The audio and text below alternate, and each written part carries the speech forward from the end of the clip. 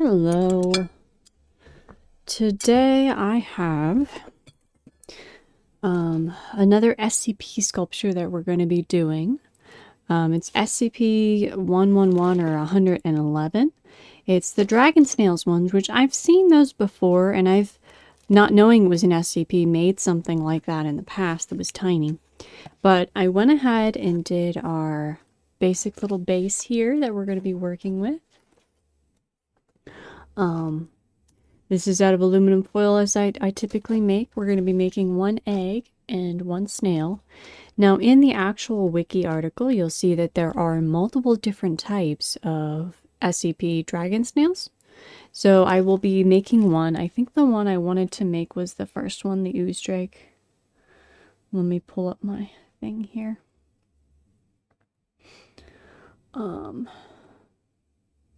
Yes, they have different color schemes and different designs. So we're going to be making the first one. If this does well, I might, and if I enjoy doing it, I might go back and like make one of each. I apologize if there's noises. I brought chips up here because I was hungry to snack on.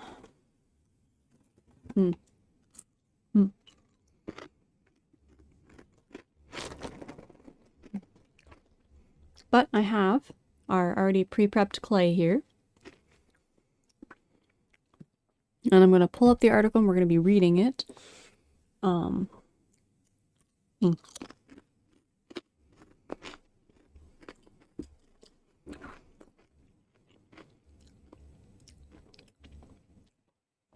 Sorry.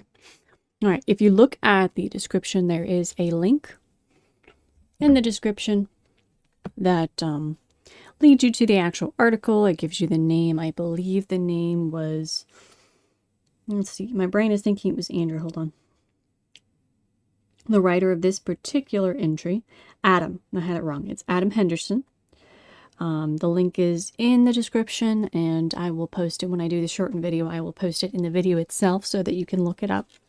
SCP stuff is nice because it's usually copyright free, or it's Creative Commons type licensing where you're allowed to do whatever you want with it so long as you attribute the original source, which makes it a lot safer for fan art and such. And I could technically, I believe, even sell it because it usually says it's fine for commercial use as well. I did check the size dimensions, and this is roughly the size that it should be. I don't know what happened to, oh, there we go. There's my ruler. It said they were roughly 20 centimeters long, and 20 centimeters is about right here. So that's about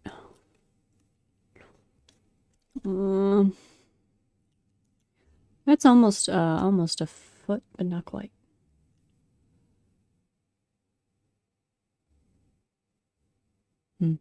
Anyway, I have, I'm trying to see the dimensions of this thing because it had centimeters.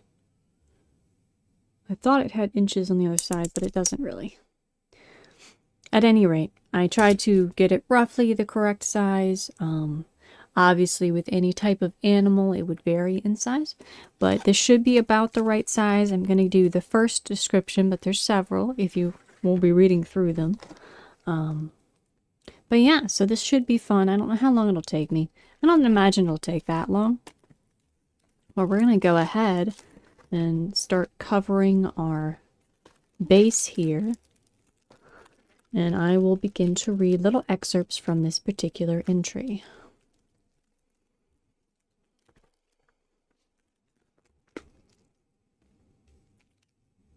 Sorry if I seem a little out of it. I was trying to take a nap, so I'm kind of waking up and also trying to do this and make sense. Although I think I've been tired in every single video I've done, so that's pretty normal at this point. Okay. Alright, SCP-111. Object Class, Safe. All specimens of SCP-111 are housed in Site-19 with a blacked out wing in a 5 meter by 5 meter by 5 meter plexiglass enclosure containing a temperate forest habitat transplanted from its natural surroundings. Habitat temperature will be maintained at 30 degrees Celsius. I'm trying to think of what, I think 30 degrees Celsius is like 70s something in Fahrenheit. I'm not entirely sure of the conversion on that, but I think it's roughly that.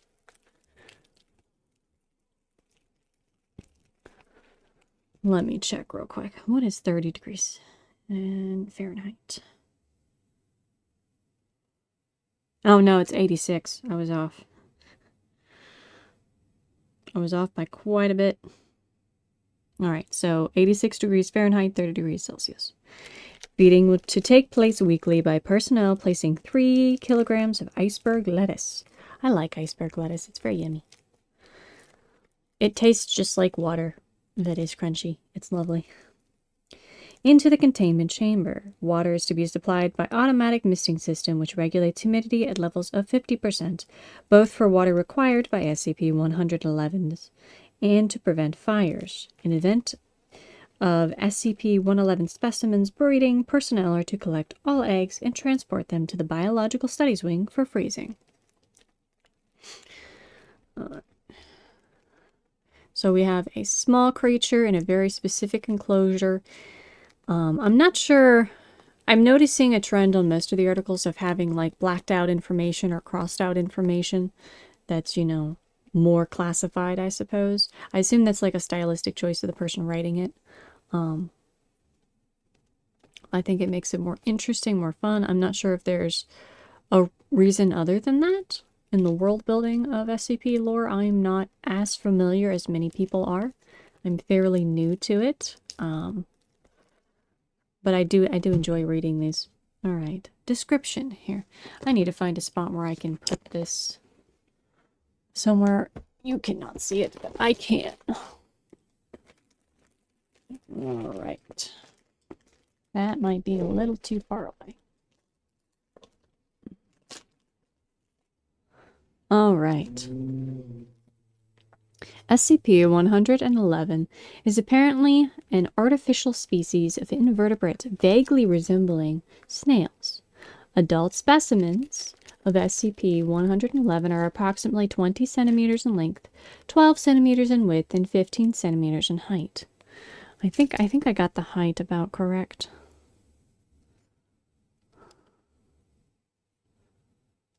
Hold on.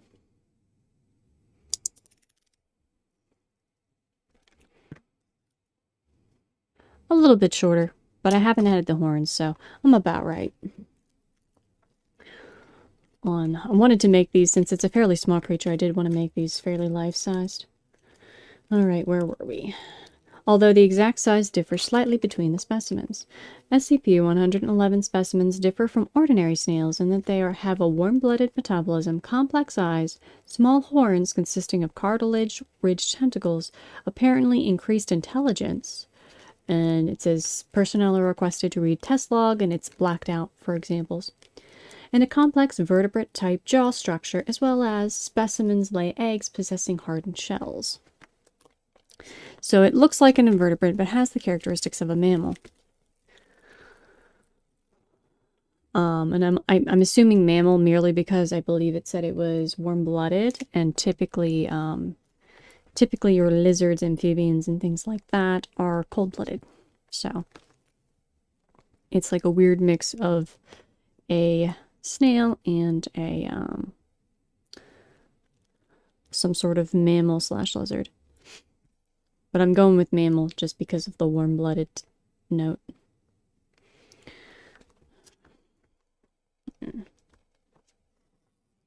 Most abnormally, SCP-111 specimens possess small hollow sacs between their below their lower jaws containing methane from digestive byproducts.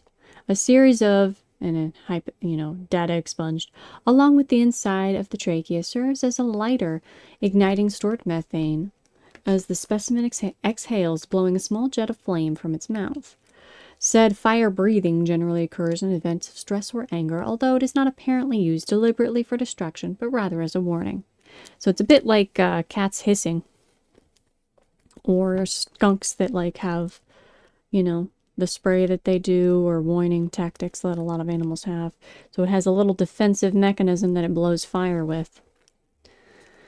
Which is terribly funny when you read the rest of this, because we'll see in a little bit, but somebody actually designed these to be marketable to children, and of course the best thing in the world is to give children something that breathes fire randomly.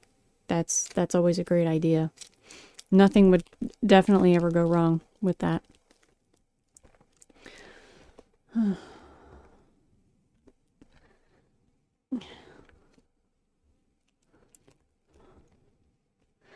Get this covered completely. All right.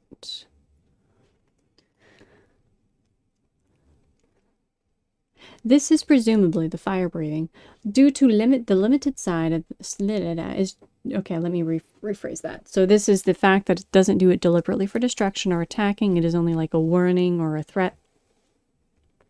This is presumably due to its limited size of the methane sacs, which limits SCP-111 specimens in the amount of fire they can exhale at one time, requiring both time and starch-rich food to refuel. So it's a little bit like some poison animals too, or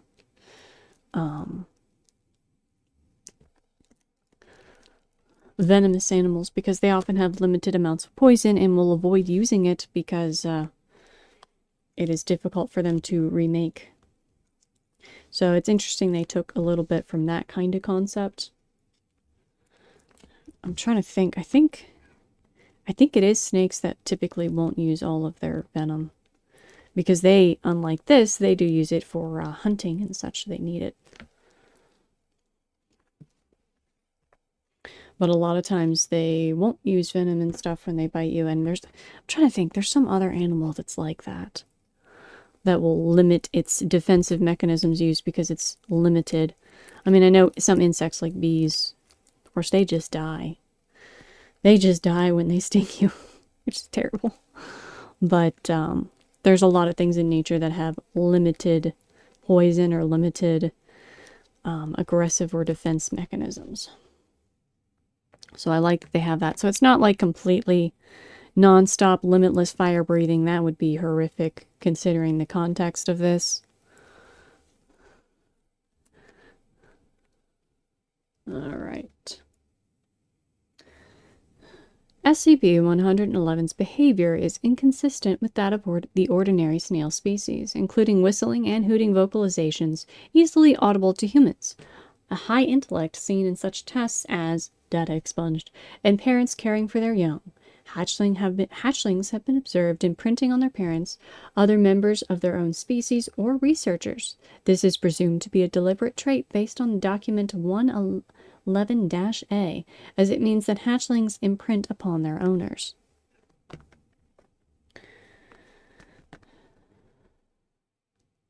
I always find it so fascinating that some animals have that instinct to just attach to whatever they see initially. In a very real sense, I think most infant-type creatures, even people, do that sometimes. But it made me think of, I remember seeing a very cute and strange little video of a duck. A baby duck that imprinted on a cat, which was hilarious and kind of funny and cute. But the cat was like in the process of giving birth, I think. So like all of her hormones and instincts were very nurturing. And the little duck was very young. And it's like it was just the perfect timing. So it imprinted on the mama cat that was having kittens, and I guess in the moment she was a little confused and just decided that this random little duck was one of her kittens that she just had. So they have this video, there was a bunch of videos of it, I could probably find it again, of this little duck just happily trailing after a whole bunch of kittens and running around after this little cat. It was so cute. Most of the time that's not going to happen. Most of the time the cat will either ignore the duck or actively eat it. But it was like the perfect timing when both of them had the instinct to trust or, you know, nurture something. And imprinting's weird. It's interesting, but it's kind of funny sometimes. I mean, I guess it would have been bad if the mama cat hadn't been in that situation, because then she would have just eaten the little duck and the duck would have thought it was its mother.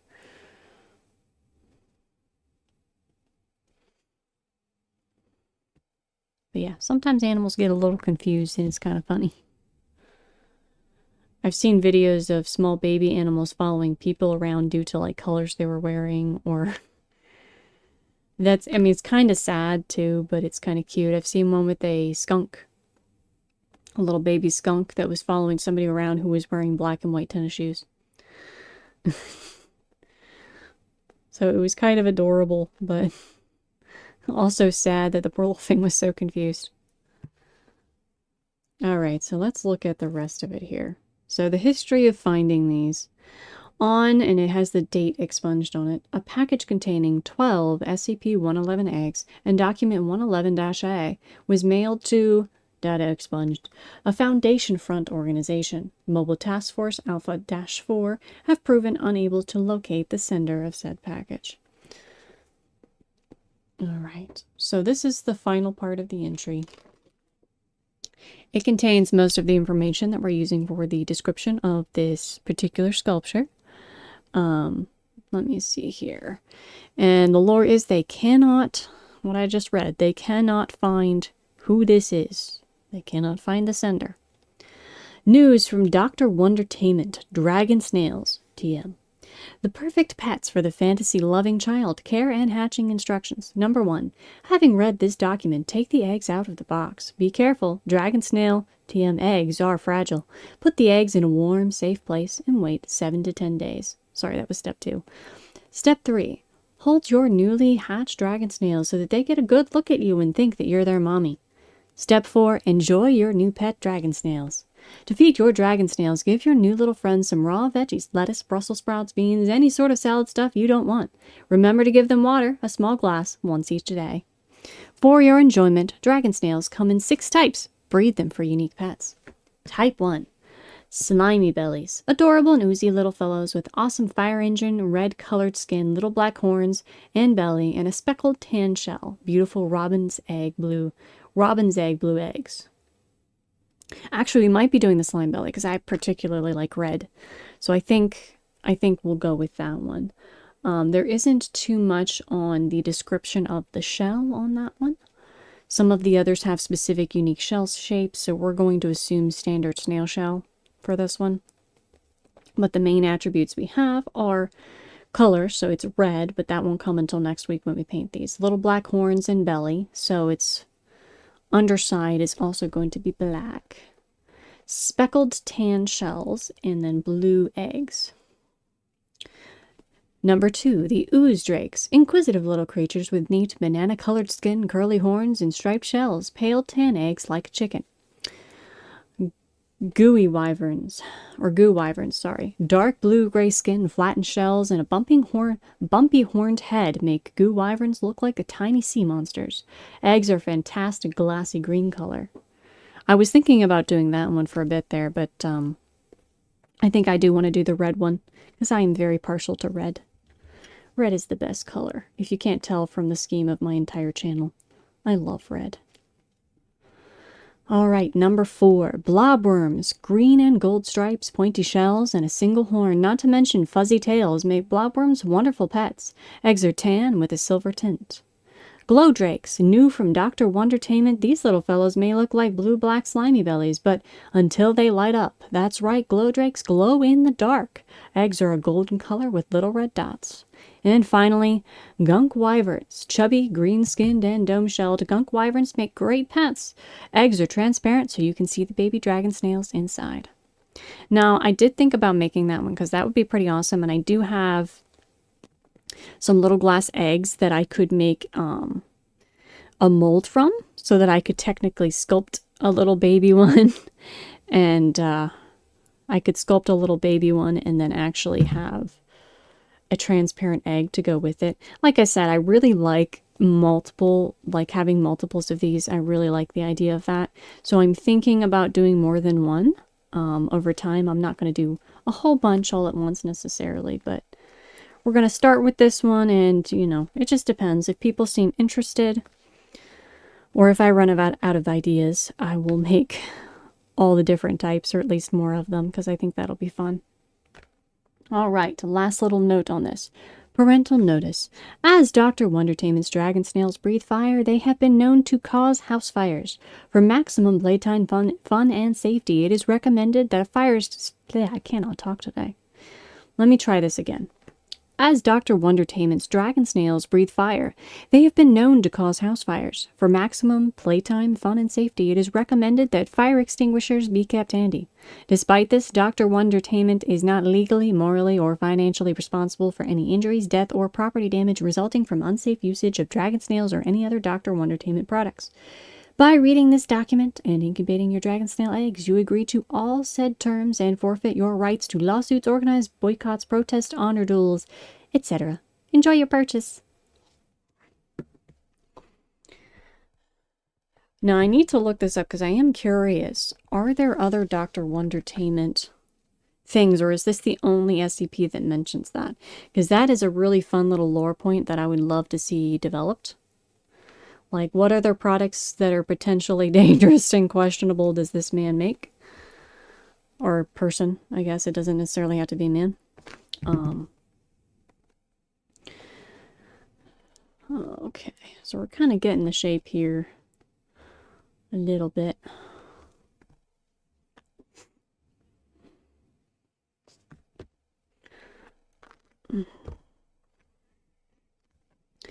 Alright, so let's go back up to the one that we are making here. Slimy bellies. Alright.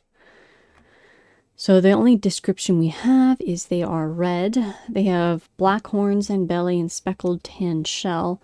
There's no unique description given of their shell, so we're going to assume a normal, like, snail shell appearance. The other ones had some unique descriptions, but we're also going to assume they have, from the description, multiple horns. It seems that would be the case from the way it's written. Okay. Just trying to smooth this out here.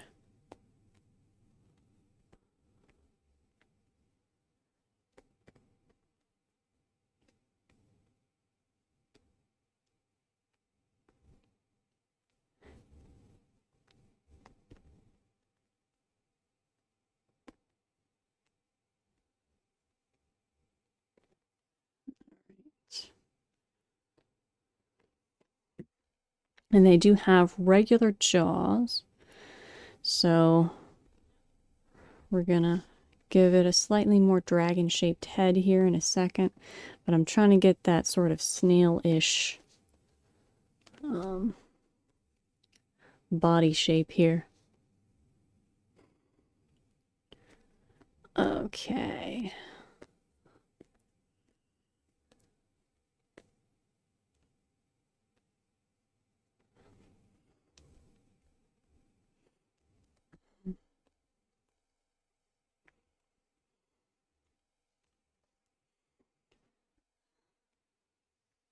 Okay, if the shell part is a little rough still, we will be adding on top of that when we do the shell. So that'll be fine.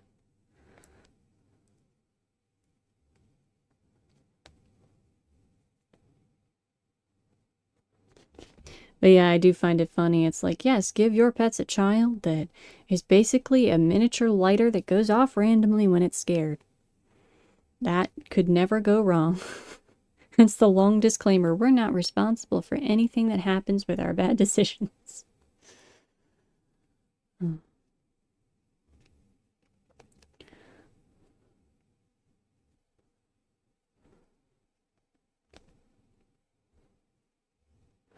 But yeah, I would love to see if the Wondertainment thing has more lore behind it. Because it would be very cool to see other weird genetically engineered pets that are probably bad ideas. Although, honestly, dragon snails is such a cute idea. I loved it the first time somebody mentioned it to me, and I didn't even know it was an SCP at the time. But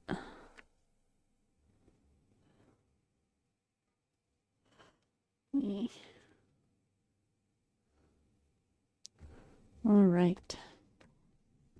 Now I'm gonna start working on the head. Kitty cat, you're fine. Sorry, my cat's at the door.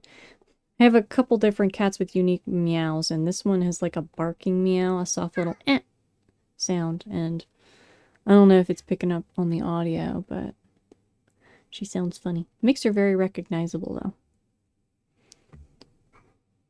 though. You're fine. Ollie.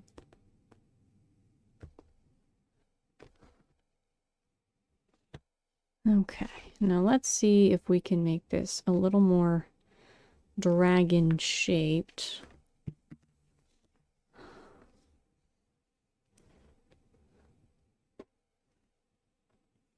Now let me go up here again and read the top part where it describes.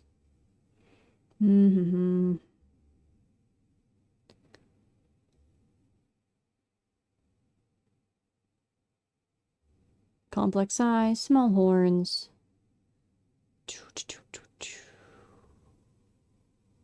Okay, so not a whole lot of description about the head other than that they do have a jaw.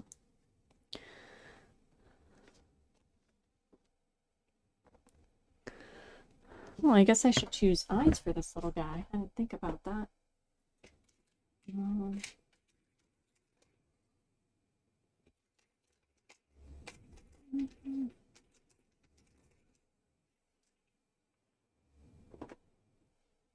All right, let's see if I can use these. Yeah.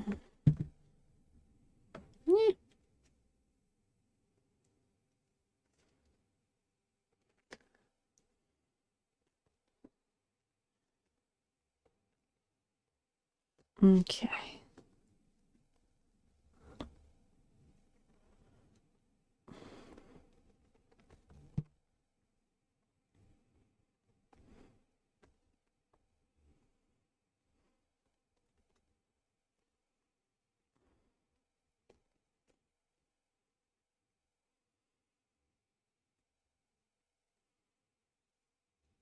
All right.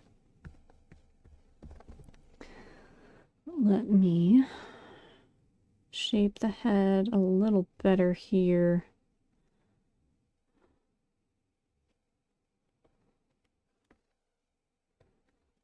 A slightly chubbier face.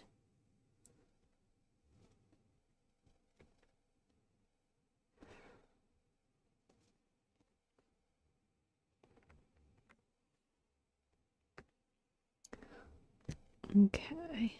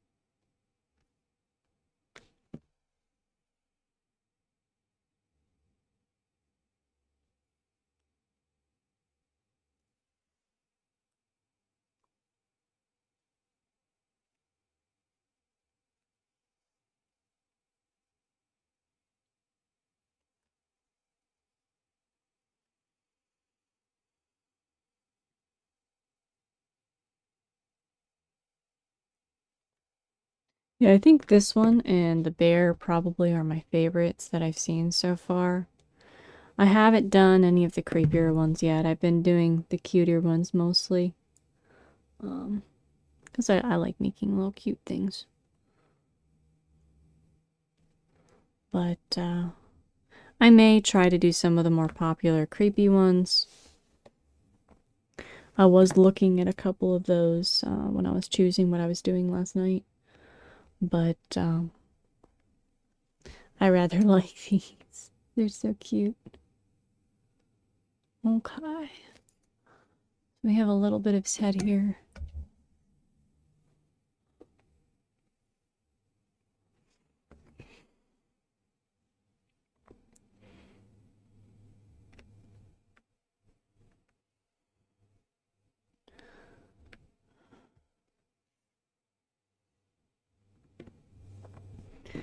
Alright, let me see here. If we do this and up, this and up.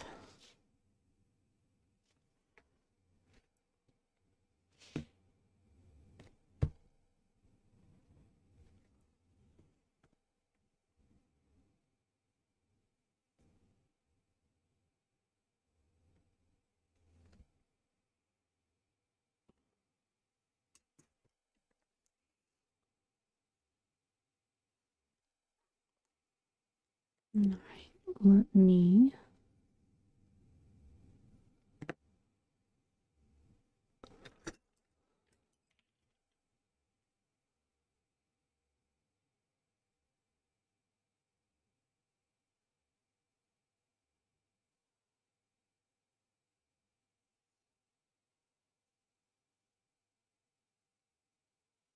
Okay. Make this a little bit indented.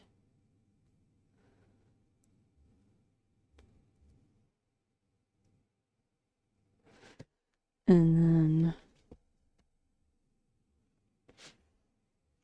Okay, that needs to go back further. Like so.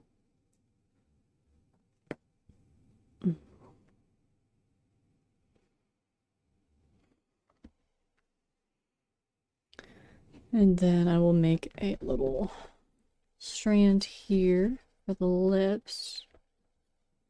And we'll smooth them in.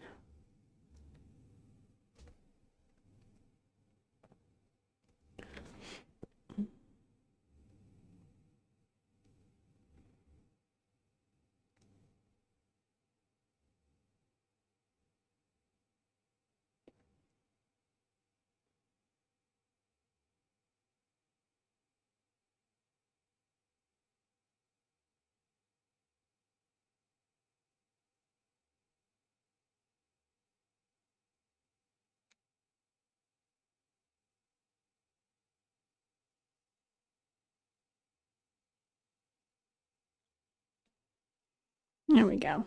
That way he's got a little, let's see if I can change the lighting here. There you go, you can see it that way. All right. Now let's see, how do we make the horns?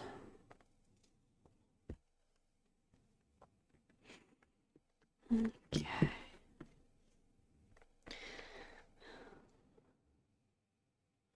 See, there's no real descriptions given of the horns on these little guys, but I'm gonna take some liberty here and kind of...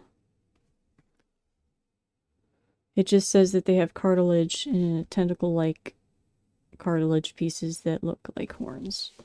So, no actual thorough description of how many, other than one of them does have only one horn, which implies the others have multiple. But that could mean, that could mean anything from, 2 horns to like 7, you know what I mean? So, I'm just kind of gonna go with what I think looks cool.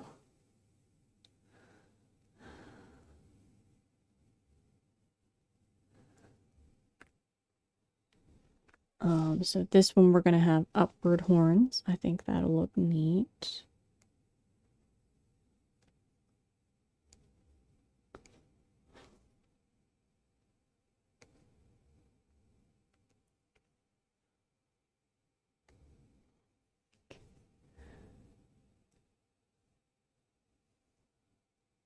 upward horns.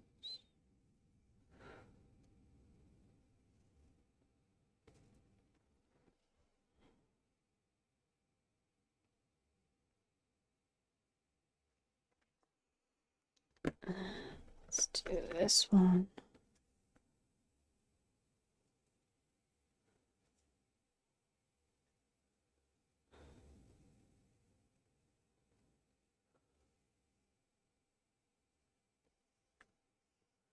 Oh, put it right there.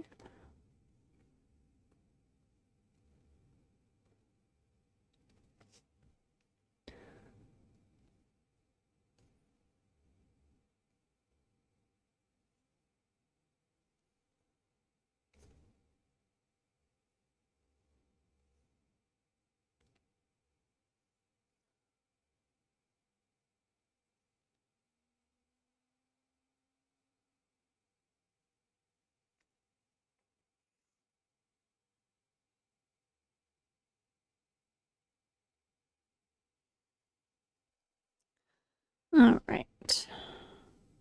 Okay, this one's still bigger. Gotta make it a little thinner. There we go.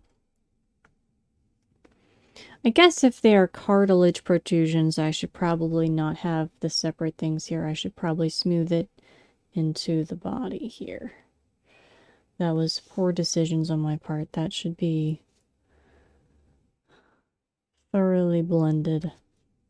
Because it won't have the actual horn little... I don't know what it is. It's like growth plates or something. If you've ever looked at the base of a deer horn, you'll see them. But these are cartilage, so I guess they probably wouldn't have those. It would probably just blend straight into this. So... And then I want to put another little one in here. On the sides here, I think, and then one up here. So we're going to do the one up here first. Like this.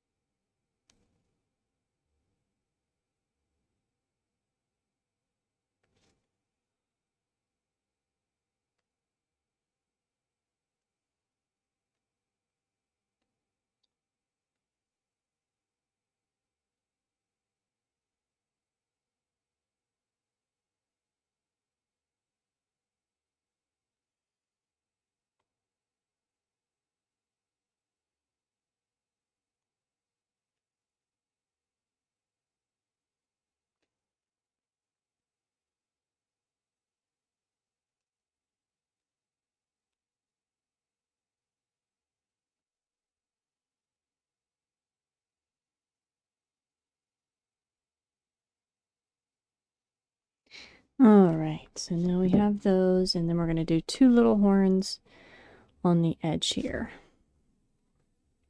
And I think that'll be good for the head.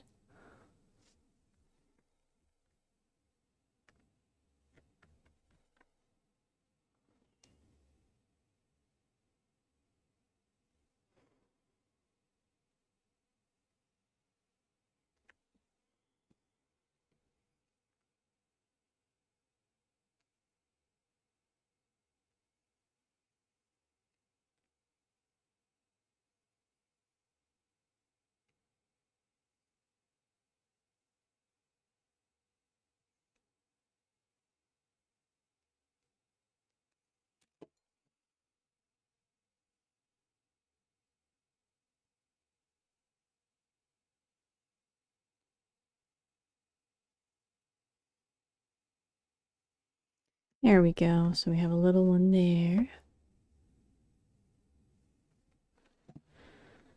And we'll do another one on this side.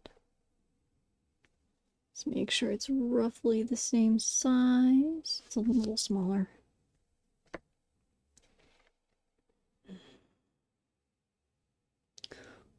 Okay.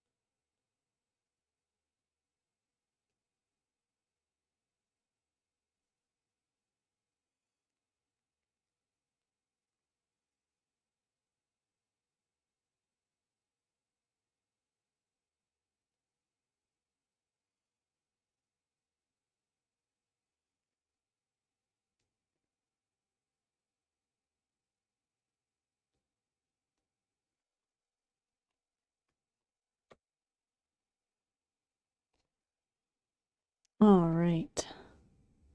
So we have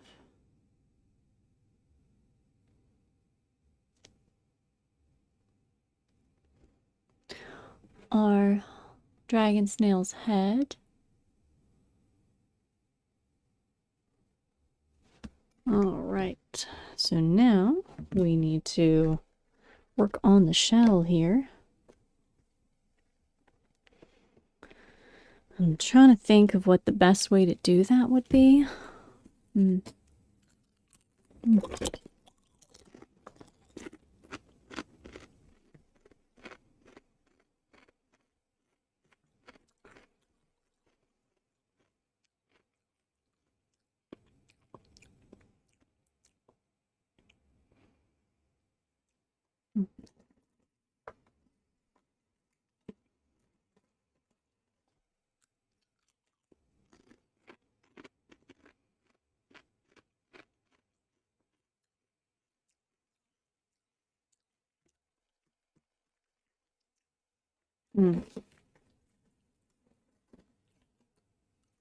All right.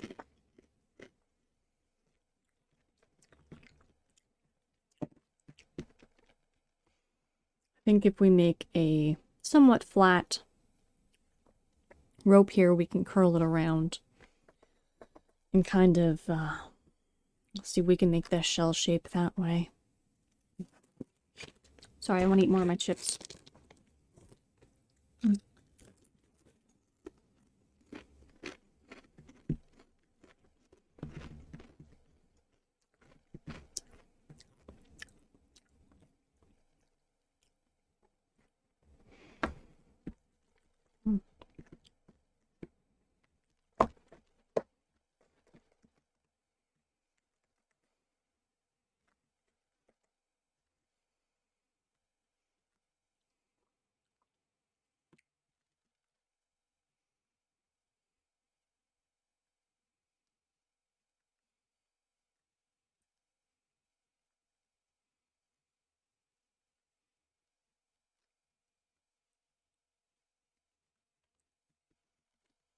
Okay. Now,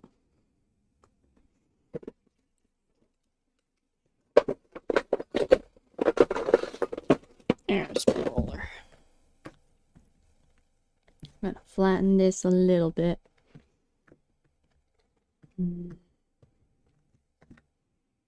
Okay, because I think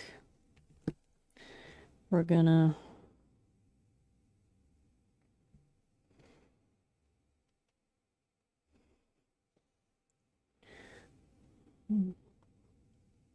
wrap like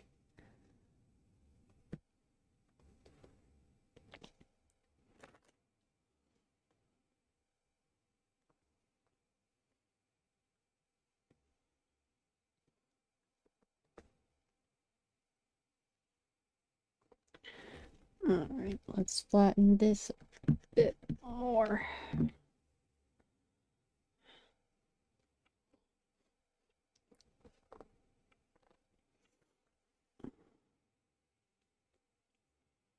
All right, so we need to do a bit more.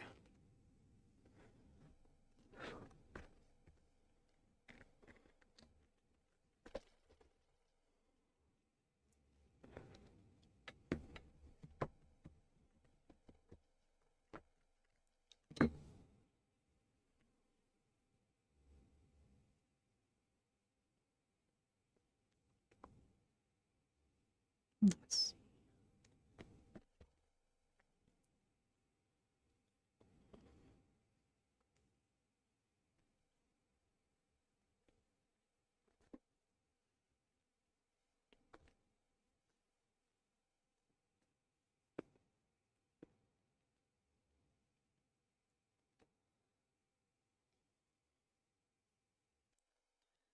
And then we'll have a big wide piece here.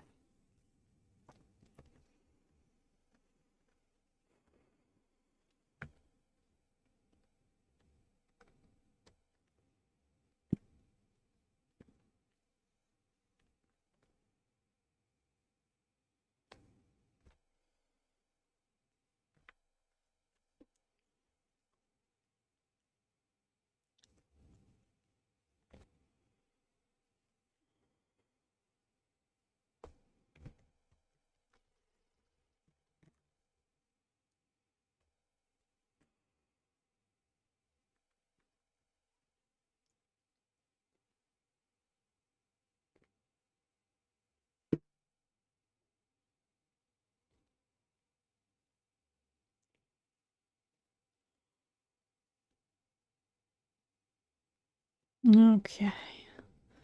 Let's see if we can make this look correct.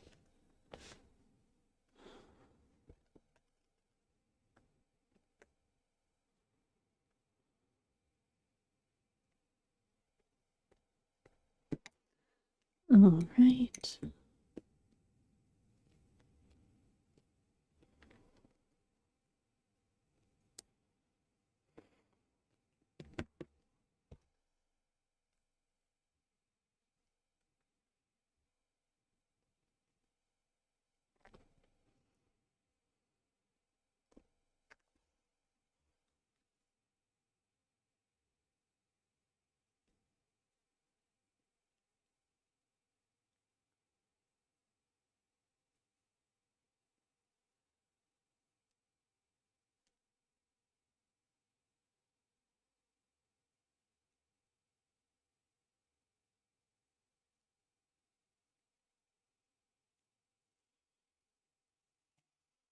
Okay.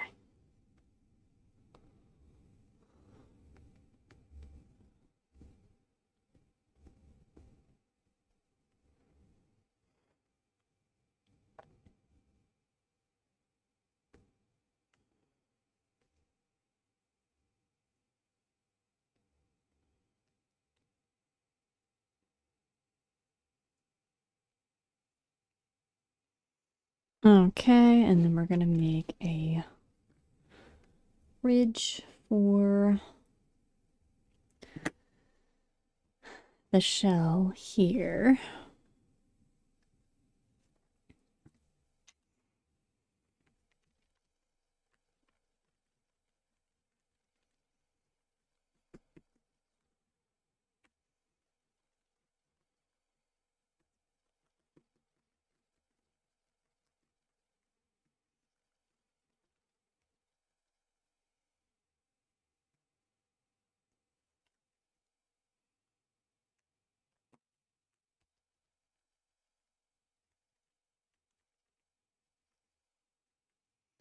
All right, we're gonna tuck it in the back here and then wrap it around up to there.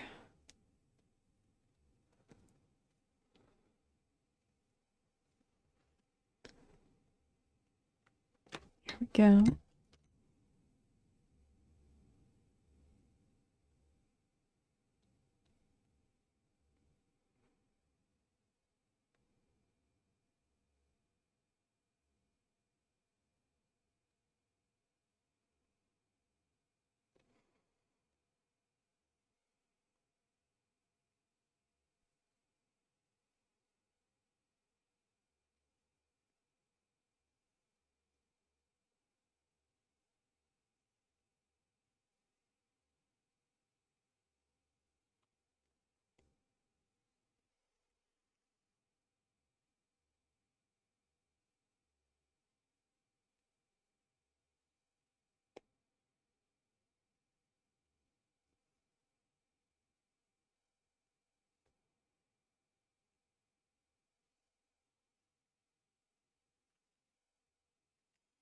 Okay, so we got kind of that.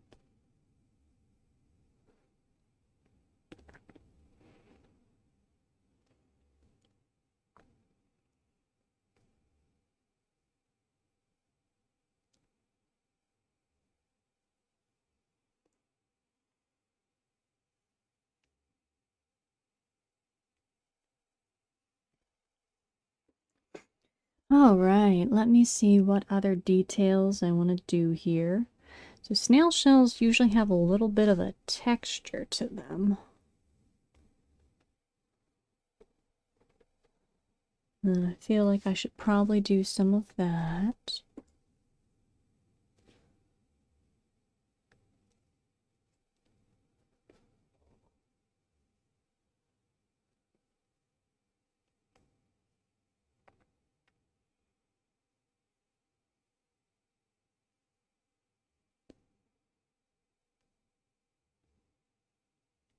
But I'm trying to smooth out the shell just a little bit here. Um,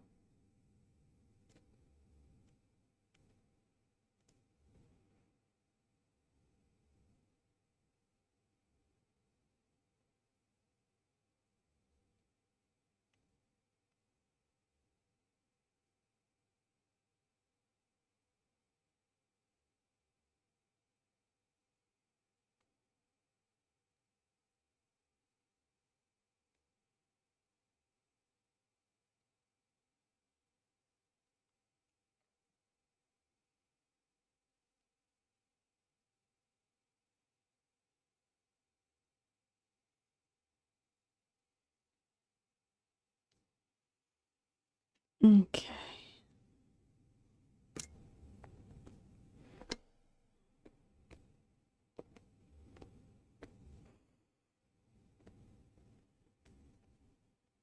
Once we get the shell texture correct, then we'll move on to the snail itself, the body, and see if there's anything we can do with that.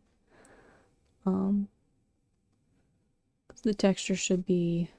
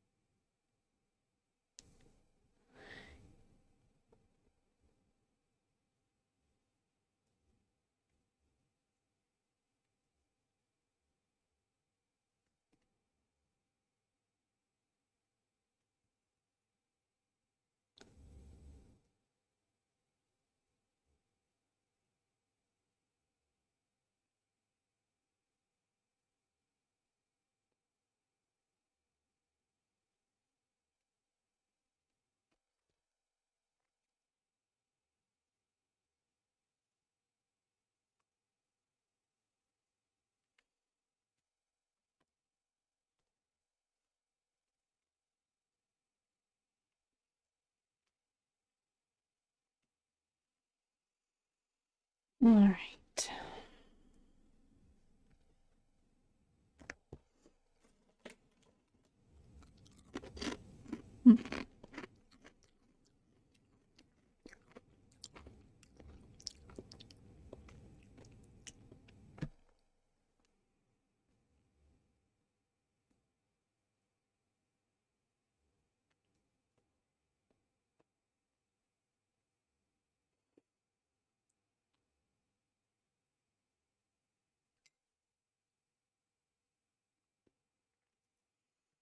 All right. Now we're going to do that texture on the shell.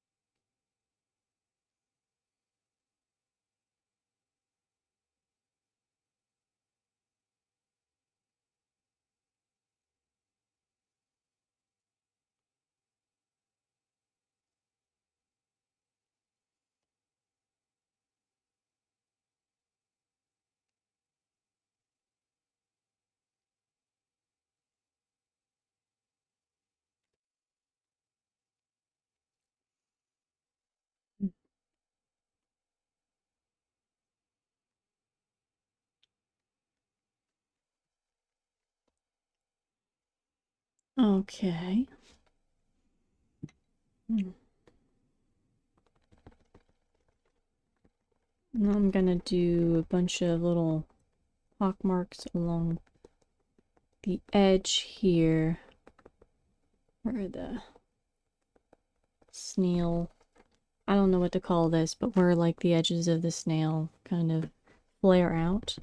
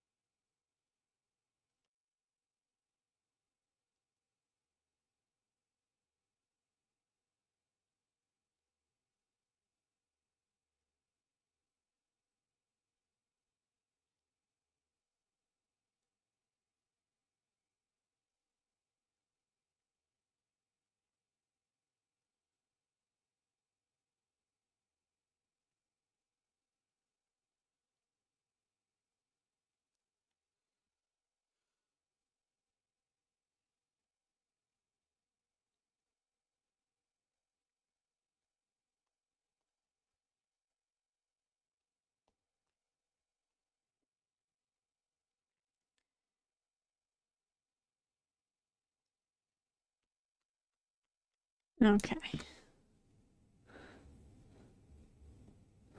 We're almost done. I also want to do the egg that's going to go with him. So, smooth that out a tad.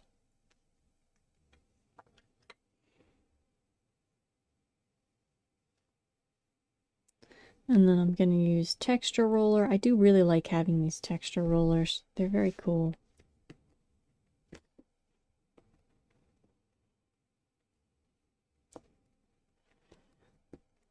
Highly recommend texture rollers. You can get cheap packs of them online. I don't even remember where I bought these, but it was somewhere really cheap.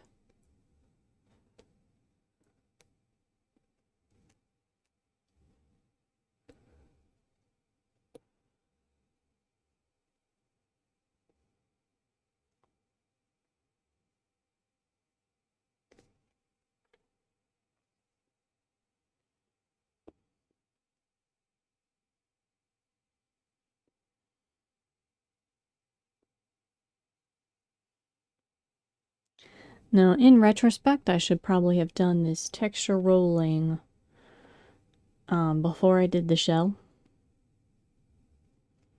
Just so that I could get around these shell spots a little easier. But I did not, so we'll work with it.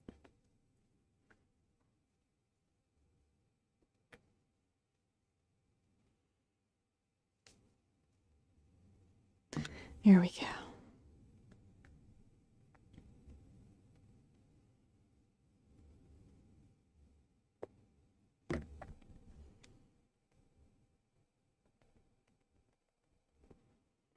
Alright, so now we have a texture on this.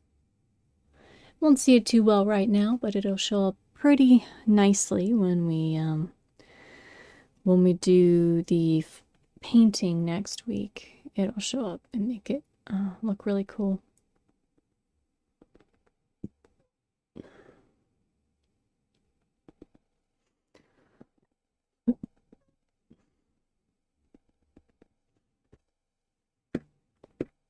Alright, so I think our snail is done. But I do want to quickly make an egg here.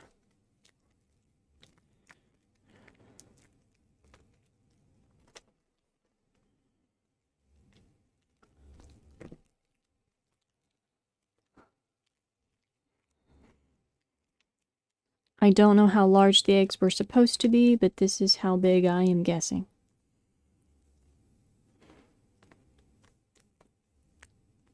And we did really well today. That was only about an hour, which is surprising. I wasn't sure how hard it would be to do the snail. Snails are usually pretty easy to sculpt, but you know, with wanting to do a bit more detail, I wasn't sure how it would go.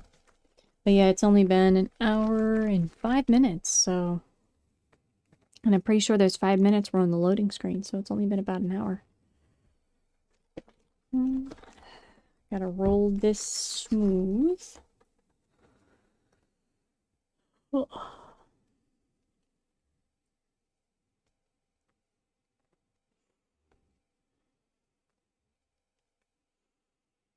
And then we can...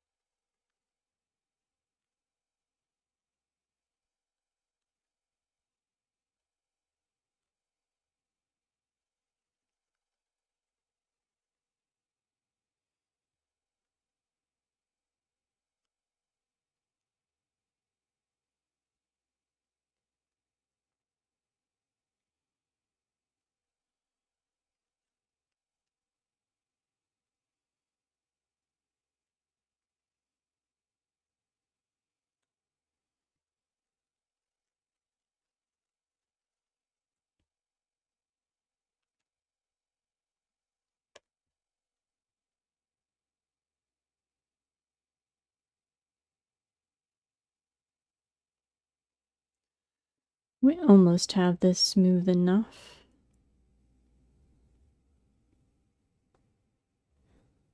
Almost. Gonna.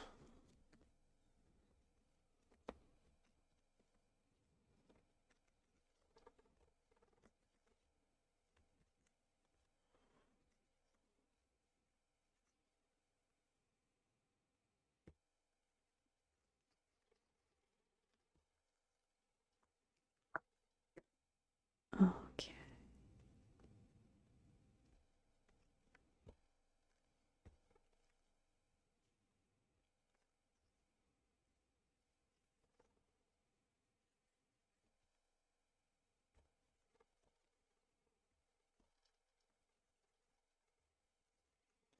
Hardest thing is to get this egg fairly egg-shaped.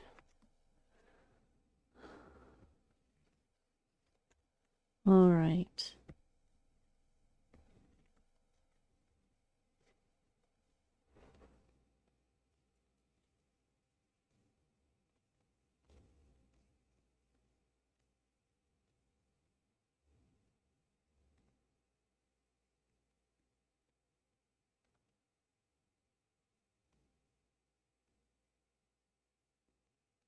Okay. There we go. So now we have our little egg, which I am also going to texture like the snail. Eggs do have lots of little tiny pits on them, at least the ones that I remember seeing always do. The big brown eggs, they always have little pock marks on them. Very faint, but they usually do have textured shells. Ever so slightly. I don't notice it as much on the ones that I get from the store, the white ones. I don't know if it has to do with the breed of chicken or what, but I seem to remember the ones that we always had from ours, which were like brown eggs. They always had like almost pores on them, on the shells. So we're gonna texture this egg shell the same way that we textured the body of the snail. There we go. That's decent enough. It'll help hide the slight imperfections in the shape as well, which is convenient. So, here we go. We have a textured egg now. And we have our dragon snail. This is going to be the slime belly one, so it's going to be red. Or slimy belly, sorry, I said that wrong. So it's going to be red with black horns, and the stomach's also going to be black. So, I think he looks pretty cute. Well, we are done for today. If you watched this video, I do greatly appreciate it. Feel free to comment on other things, you know, that you'd like to see me sculpt or do. I do take suggestions. I think I've done almost all the suggestions I've gotten. I do cryptid SCPs. I do some fan art. With fan art, it has to be something maybe that I recognize or at least know about. I don't tend to do fan art of stuff I'm not familiar with. But, yeah, I do lots of cryptids, internet horror stuff, cute stuff. I like doing little animal sculptures too. I will probably be doing one of those next after this one, unless I get a suggestion or something different. But, yeah, feel free to suggest what you'd like to see me do. And I greatly appreciate it, and I hope you have a wonderful night or morning, if it's morning where you are. Thank you so much for watching.